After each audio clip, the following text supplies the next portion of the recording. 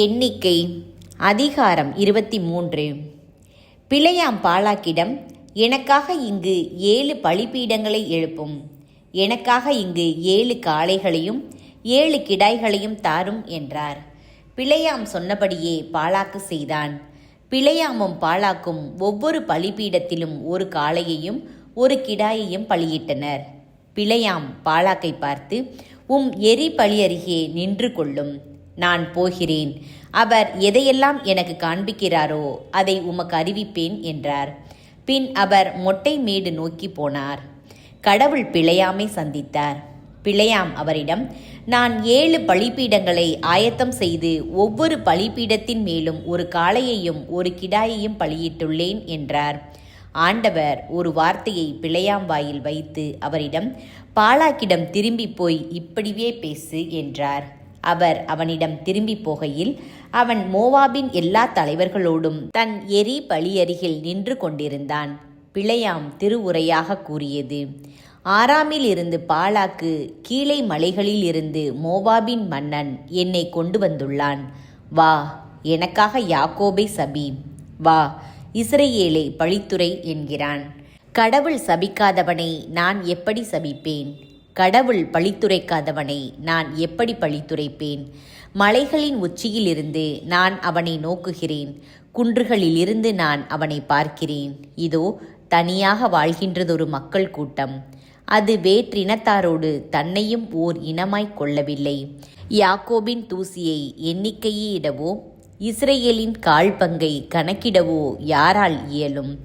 நான் நேர்மையாளர் இறப்பை அடைவேனாக, என் முடிவும் அவர் போன்று இருப்பதாக. பின்னர் பாலாக்கு பிலேயாமிடம், நீர் என்ன எனக்கு இப்படி செய்துவிட்டீர்? என் எதிரிகளை சபிக்கும்படி நான் உம்மை கொண்டு வந்தேன். ஆனால் இதோ நீர் அவர்களுக்கு ஆசி மேல் ஆசி வழங்குகிறீர் என்றான். அதற்கு மறுமொழியாக அவர், ஆண்டவர் என் வாயில் வைத்ததை பேசுவது என் கடமையன்றோ என்றார். பிலேயாமின் 2ஆம் முறை. பாலாக்கு அவரிடம், வேறோர் இடத்திற்கு என்னோடு வாரும், அங்கிருந்து நீர் அவர்களில் எல்லாரையும் பார்க்காமல் அண்மையில் இருப்போரை பார்ப்பீர், பின்பு எனக்காக அவர்களை அங்கிருந்து சபியும் என்றான். அவ்வாறே பாலாக்கு அவரை பிஸ்காவின் கொடுமுடிவில் சோபீம் வயல்வெளிக்கு கொண்டு போனான். அங்கு 7 பலிபீடங்களை கட்டி ஒவ்வொரு பலிபீடத்திலும் 1 காளையையும் 1 கிடாயையும் பலியிட்டான். பிலேயாம் பாலாக்கிடம், நான் அப்பால் ஆண்டவரை சந்திக்கையில் நீர் உம் எரி பலியருகில் நின்று கொள்ளும் என்றார். ஆண்டவர் பிலேயாமை சந்தித்தார். அவர் அவரது வாயில் ஒரு வார்த்தையை வைத்து, பாலாக்கிடம் திரும்பி போய் இப்படியே பேசு என்று சொன்னார். அவர் அவனிடத்தில் வந்தபோது அவன் தன் எரி பலியருகில் நின்று கொண்டிருந்தான். மோவாபின் தலைவர்களும் அவனோடு இருந்தார்கள். பாலாக்கு அவரிடம், ஆண்டவர் என்ன உரைத்துள்ளார் என்று கேட்டான். பிலேயாம் திருவுரையாக கூறியது: பாலாக்கு, எழுந்து கேள். சிப்போர் மகனே, எனக்கு செவி கொடு. பொய் சொல்வதற்கு கடவுள் மனிதர் அல்லர், மனதை மாற்றிக்கொள்ள ஒரு மனித பிறவியும் அல்லர்.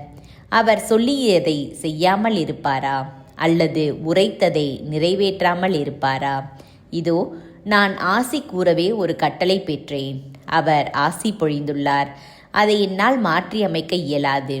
யாக்கோபில் தீங்கினை அவர் கண்டதில்லை, இஸ்ரவேலில் துயரத்தை அவர் பார்த்ததும் இல்லை. ஆண்டவராம் கடவுள் அவர்களோடு இருக்கிறார். ஓர் அரசனின் பெருமுழக்கம் அவர்களிடையே உண்டு. எகிப்திலிருந்து இறைவன் அவர்களை வெளிக்கொணர்கிறார். காண்டாமிருகத்தின் கொம்புகள் அவர்களுக்கு உண்டு. யாக்கோபுக்கு எதிரான மந்திரம் மாயம் ஏதுமில்லை. இஸ்ரவேலுக்கு எதிரான குறிக்கூறல் யாதும் இல்லை. யாக்கோபையும் இஸ்ரவேலையும் பற்றி இப்போது சொல்லப்படுவது: எத்துணை அரியன ஆற்றியுள்ளார் கடவுள். இதோ ஒரு மக்களினம், அது ஒரு பெண் சிங்கம் போன்று எழும்புகிறது. ஒரு சிங்கம் போன்று அது தன்னை உயர்த்துகிறது. இரையை விழுங்கி கொலையுண்டதின் இரத்தத்தை குடிக்கும் மட்டும் அது படுப்பதில்லை. பாலாக்கு பிலேயாமிடம், ஒருபோதும் நீர் அவர்களை சபிக்க வேண்டாம், ஒருபோதும் அவர்களுக்கு ஆசி கூறவும் வேண்டாம் என்றான். ஆனால் பிலேயாம் பாலாக்குக்கு மறுமொழியாக, ஆண்டவர் சொல்கிறபடியெல்லாம் செய்வேன் என்று நான் உம்மிடம் சொல்லவில்லையோ என்றார்.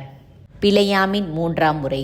பின்னர் பாலாக்கு பிலேயாமிடம், மீண்டும் வாரும், நான் உம்மை வேறொரு இடத்திற்கு கொண்டு செல்வேன். ஒருவேளை நீர் எனக்காக அங்கிருந்து அவர்களை சபிப்பது கடவுளுக்கு உகந்ததாயிருக்கும் என்றான். அங்கனமே பாலாக்கு பிழையாமை பெகோரின் கொடுமுடிக்கு கொண்டு போனான். அது பாலை நிலத்தை நோக்கியவாறு அமைந்திருந்தது.